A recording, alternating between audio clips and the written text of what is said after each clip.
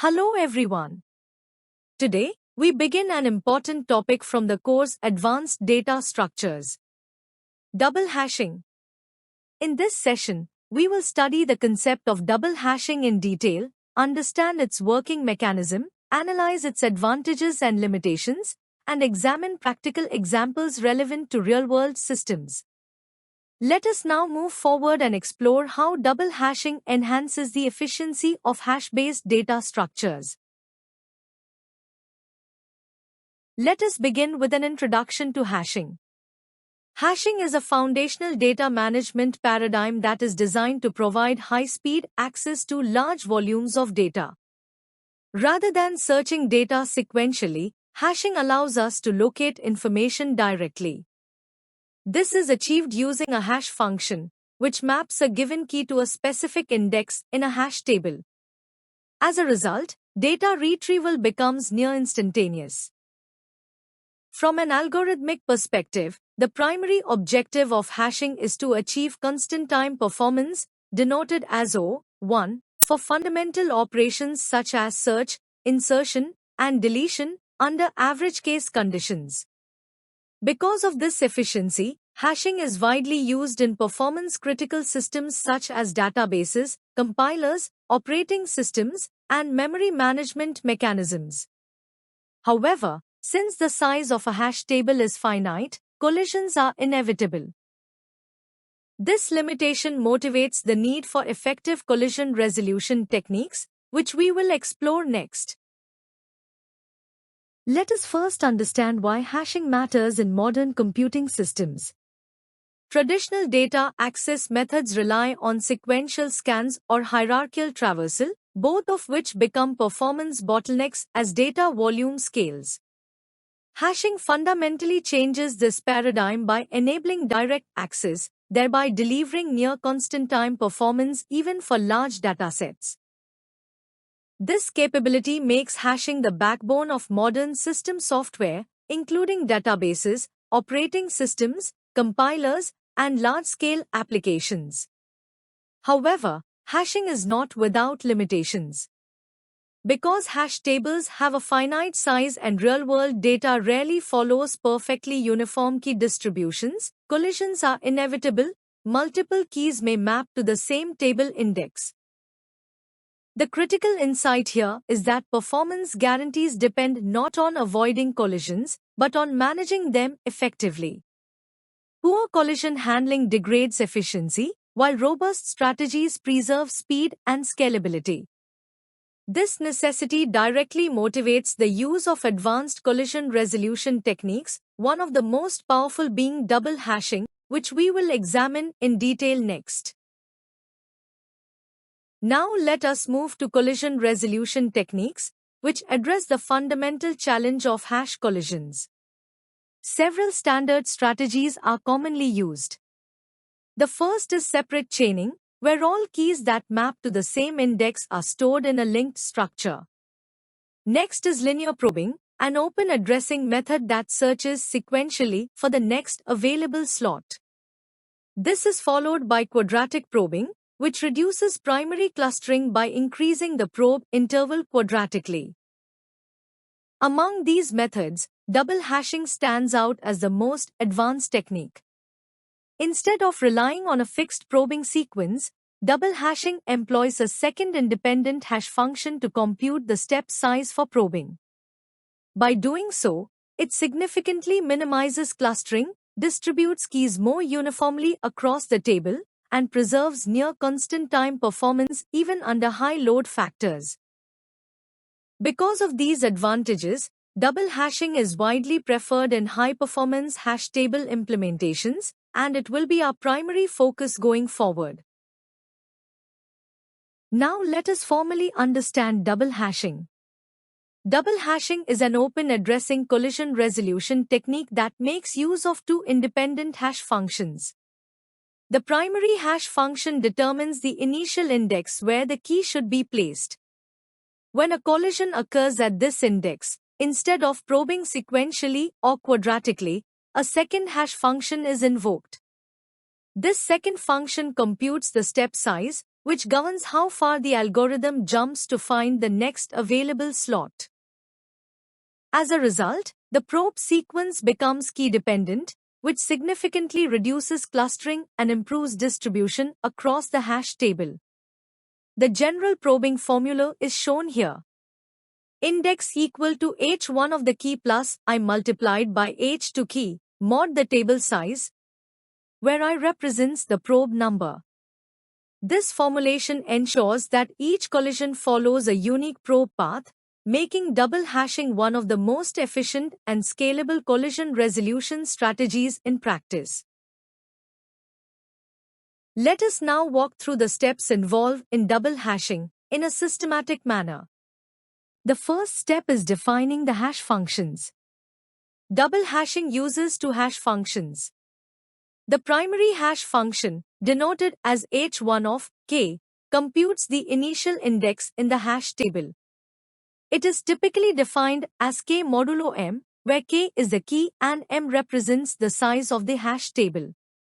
The secondary hash function, denoted as h2 of k, determines the step size used during probing. A common choice is 1 plus k modulo m minus 1. This formulation ensures that the step size is non-zero and relatively prime to the table size, enabling full table traversal. The second step is the probing sequence. If a collision occurs at the index obtained from h1 of k, we compute the next index using the formula h prime of k and I equals h1 of k plus I multiplied by h2 of k modulo m. Here, I denotes the probe number, starting from 0 and incrementing until an empty slot is found. By following these steps, double hashing guarantees a well-distributed probe sequence, reduces clustering, and maintains efficient insertion and search performance. Let us now discuss the core operations in double hashing, namely insertion, search, and deletion. We begin with insertion. First, we compute the initial index using the primary hash function h, k. If the computed slot is empty, the key is inserted immediately. However, if the slot is already occupied due to a collision, we repeatedly compute new indices using the probing function h, k, I, incrementing the probe count I, until an empty slot is encountered. Next is the search operation.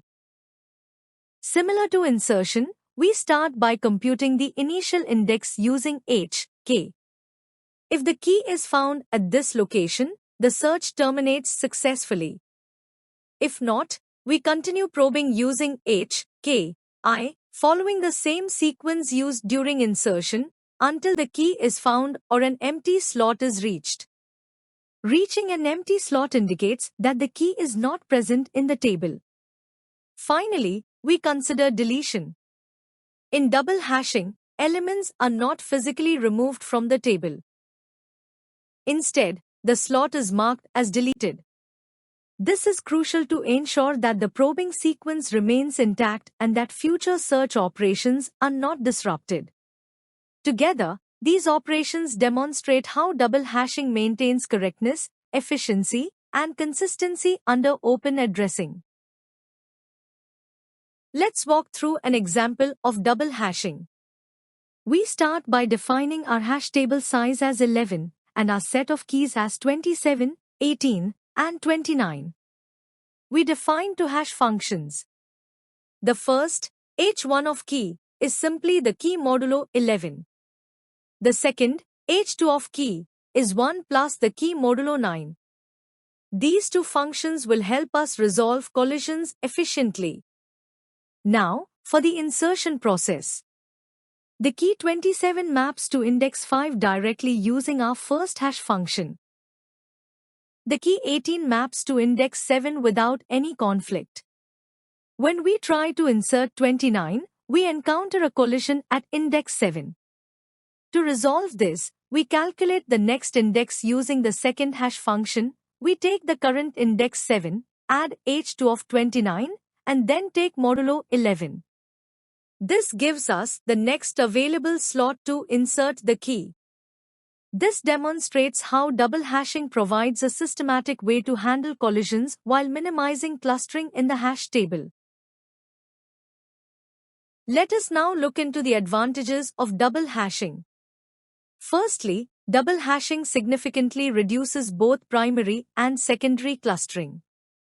Unlike linear or quadratic probing, where keys tend to follow predictable paths, double hashing uses a second hash function to determine the step size.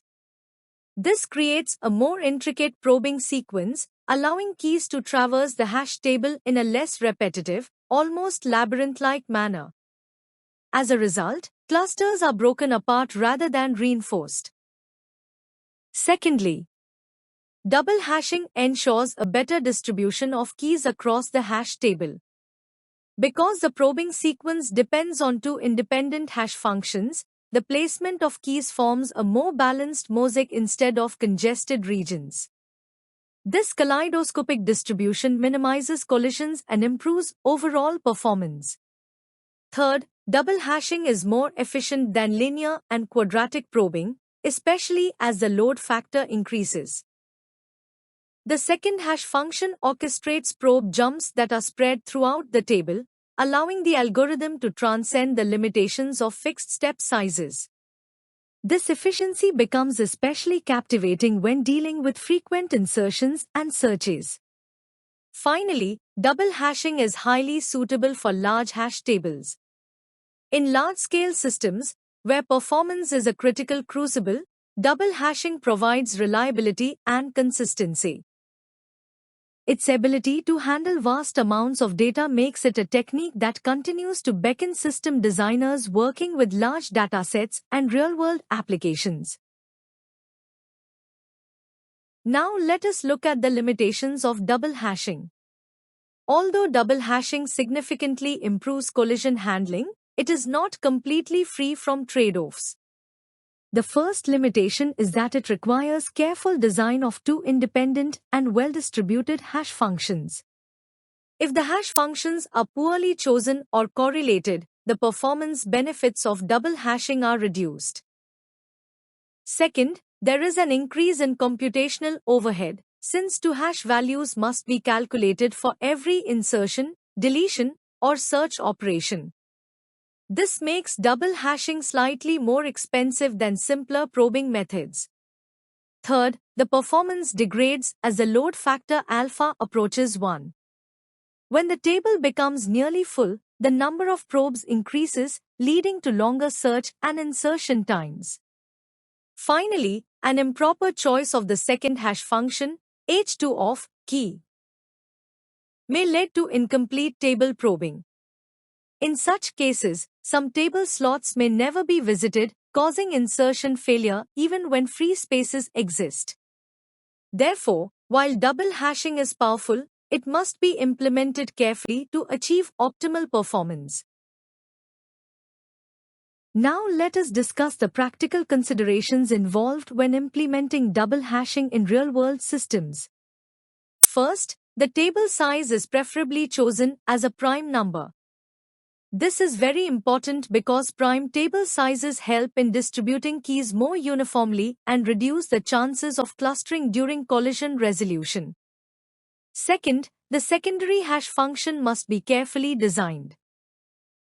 It should ensure full table coverage, meaning that during probing, every slot in the hash table can be accessed. If this condition is not satisfied, some slots may never be visited, leading to insertion failures even when free space exists. Third, as the number of elements increases, performance can degrade. Therefore, periodic rehashing may be required. Rehashing involves increasing the table size and recomputing hash values to maintain efficient search and insertion operations. Finally, all these constraints must be properly addressed to fully realize the benefits of double hashing. When implemented correctly, double hashing provides excellent performance and minimizes clustering, making it suitable for real-world systems. Now let us look at the applications and conclusion of double hashing. First, the applications. Double hashing is widely used in database indexing, where fast and efficient record retrieval is critical. It is also used in symbol tables in compilers, where identifiers such as variable names and function names must be stored and accessed quickly. Another important application is in cache memory systems, where efficient hashing helps reduce access time and improve overall system performance. Additionally, double hashing is applied in file organization, allowing quick searching and insertion of records in storage systems. Now, coming to the conclusion. Double hashing is a robust collision resolution technique that significantly improves performance. By using two independent hash functions, it minimizes clustering when compared to simpler probing methods such as linear or quadratic probing. Therefore, when properly designed, double hashing provides efficient and reliable performance, making it highly suitable for real-world applications. Thank you.